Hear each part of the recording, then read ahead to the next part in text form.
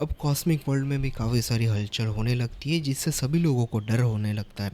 Cosmic being भी इससे काफ़ी ज़्यादा भयभीत हो जाती है क्योंकि अर्थ का ये खतरा सिर्फ अर्थ के लिए नहीं होता है, पूरे के पूरे वर्ल्ड के लिए होता है। जिसके बाद हम नेक्स्ट सीन में देख सकते हैं कि एडी ब्रॉक का लड़का उसके बाप के लिए काफ़ी ज़्यादा चिंतित है और काफ़ी ज़्यादा भयानक तौर पे डर भी गया है।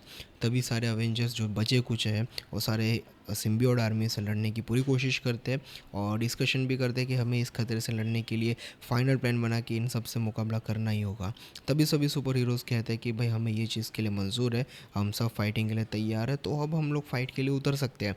तो सब तैयार हो तभी हम देख सकते हैं कि एडी ब्रॉक का जो लड़का है उसकी आंखें कहीं ना कहीं हमारे नल की हिप्नोटाइजेशन में हो चुकी है, लेकिन उसके ऊपर हिप्नोटाइजेशन लगा नहीं है।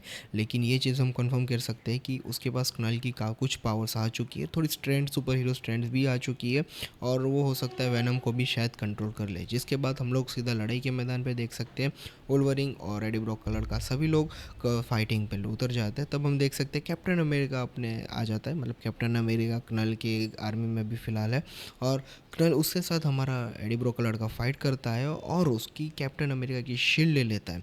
और ये बंदा अब कैप्टन अमेरिका की शील्ड के साथ पूरी की पूरी फाइटिंग करेगा। जिसके बाद उसने कैप्टन अमेरिका जो ड्रैकुला फॉर्म में बदल चुका है उसे काफ़ी ज़्यादा ज़ोरों से चोट पहुंचाता है और काफ़ी ख़तरनाक तरीके से उसे मारता है। ये सारी चीज़ें कर्नल कहीं ना कहीं देख रहा होता है और हंसता भी है कि ये बच्चा अब कैसे हमें मारेगा, और ये बच्चा मुझे लगता है कि काफ़ी ज़्यादा खतरनाक लग रहा है। तो इन फ्यूचर हो सकता है कि इसे मैं अपनी आर्मी में ज़रूर शामिल करूँगा। इसके लिए इन लोगों के बीच की जो फाइटिंग होती है वो कुछ और लेवल पे बढ़ जाती है और इनकी फाइटिंग के बीच और कॉम्प्लिकेशन डालने के लिए हमारा कनल जो है कैप्टन अमेरिका को छुड़ा भी देता है और इनकी फाइटिंग का लेवल बढ़ा देता है। तभी हम देख सकते हैं कि आसमान से एक गरजती हुई बिजली होती है, कड़कती हुई आती है, जो कि और किसी और की नहीं बल्कि थॉर की होती है, क्योंकि थॉर को भी भनक लग चुकी है इन सब के बारे में। तो इस गॉड लेवल बीइंग से फाइटिंग करने के लिए हमारा थॉर भी आ जाता है, जो कि कहीं न कहीं काफ़ी ज़्यादा खतरनाक फ़ॉर्म में है, क्योंकि उसे भी कुछ ना कुछ गुस्सा आ रहा है, क्योंकि अर्थ जो है उसका भी एक तरीके से घर तो है ही। तो वो अपनी पूरी की पूरी पावर यूज़ करके कैप्टन अमेरिका को हिप्नोटिज़म से हटा के अब सभी लोग फाइटिंग पे उतर चुके हैं। अब इन लोगों का फुल फॉर्म आ चुका है, जिसके बाद इन लोगों की फाइटिंग खतरनाक लेवल पे बढ़ रही है और सभी के सभी सिम्बियोट बीइंग्स तो ये लोग अलग कर रहे हैं, डिस्ट्रॉय कर रहे हैं, दूर कर रहे हैं। क्योंकि जो हमारा एडी ब्रॉक का लड़का है वो कहीं न कहीं एंटी वेनम की तरह काम कर रहा है। सभी के सभी वेनम को उनके शरीर से, ह्यूमन बॉडी से दूर करने का काम बहुत ही आसानी से कर रहा है। क्योंकि इसके पहले हमने देखा था कि किस तरीके से उसने एडी ब्रॉक के शरीर में से एक ईविल वेनम को, मतलब ईविल सिम्बियोट को उसके शरीर से अलग किया था। जिसके बाद कनल ये सारी चीज़ें देख रहा है और उसे काबू करना चाहता है, क्योंकि उसे बिलीव नहीं हो रहा है कि भाई ये लड़का सा, इतू सा लड़का ये क्या कर रहा है, मेरे सिम्बियोट आर्मी को यहाँ से दूर कर रहा है। तभी थॉर जो है कनल को देख लेता और इन दोनों के बीच घमासान फाइट चालू हो जाती है। क्योंकि एक गॉड बीइंग से यही है कि भाई गॉड बीइंग एक गॉड बीइंग को ही हरा सकता है। मतलब थॉर ही उस लेवल का पावरफुल बंदा है जो कि कनल के साथ खतरनाक लेवल की फ़ाइट कर सकता है। और यस, ऑब्वियसली इन दोनों की खतरनाक फाइट भी शुरू हो चुकी होती है, जिसके बाद इन लोगों के बीच इतनी खतरनाक फाइट होती है कि कनल को कहीं ना कहीं चोट भी पहुंचा देता है हमारा थॉर। लेकिन थॉर उतना काफ़ी नहीं होता है कि कनल को काफ़ी ज़्यादा ज़ोरों से मार दे। तो कनल ने उसे इतनी चोट पहुंचाई कि थॉर भी खुद घायल हो चुका है और थॉर घायल होने के बाद अब उससे कहीं ना कहीं हार चुका है और उसने उसके लड़के को दूर फेंक भी दिया एडी ब्रॉक के।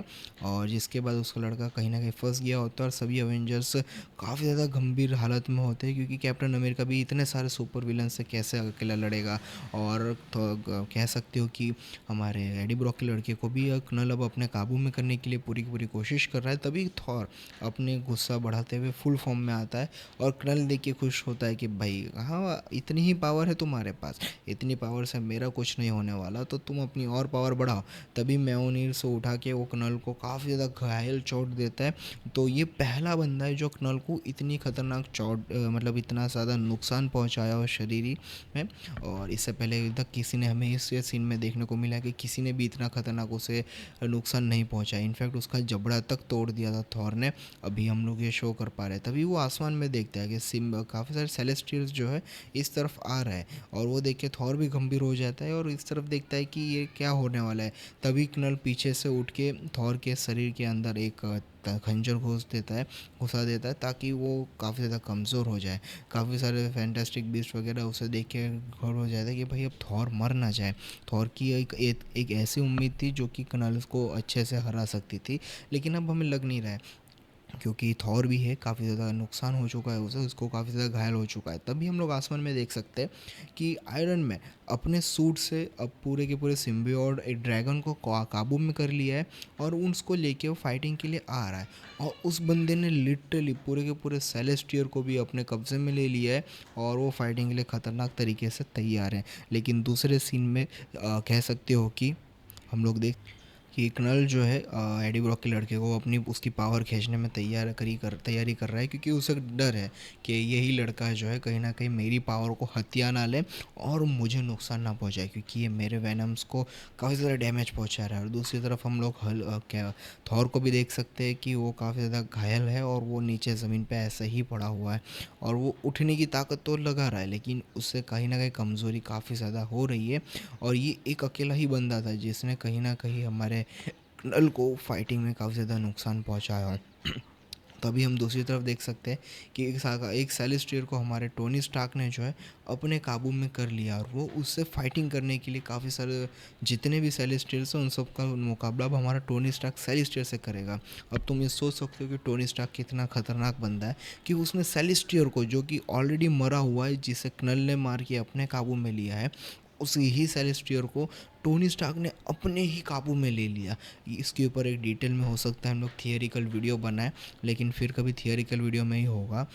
लेकिन अब आसमान से एक और बंदा टपक चुका है और ये बहुत ही खतरनाक बंदा है। ये और कोई नहीं दिख रहा है, ये हमें शो हो रहा है एक one and only silver surfer. और ऑब्वियसली इन लोगों की पहले भी फाइट हो चुकी है सिल्वर सर्फर वर्सेस knall की, लेकिन उस टाइम पे सिल्वर सर्फर को knall ने काफ़ी ज़्यादा चोट पहुंचाई थी और उसे बहुत खतरनाक मारा भी था। तो अब कॉस्मिक बीइंग की इस फाइट में अब हमारा सिल्वर सर्फर भी मैदान में उतर चुका है, लेकिन इस बार उसके ऊपर काफ़ी ज़्यादा चेंजेस है और हम लोग देख भी सकते हैं कि उसके पीछे से गोल्डन एनर्जी भी निकल रही है, जो कि ऑब्वियसली हम लोग नेक्स्ट एपिसोड में डिस्कस करेंगे। तब तक के लिए बाय।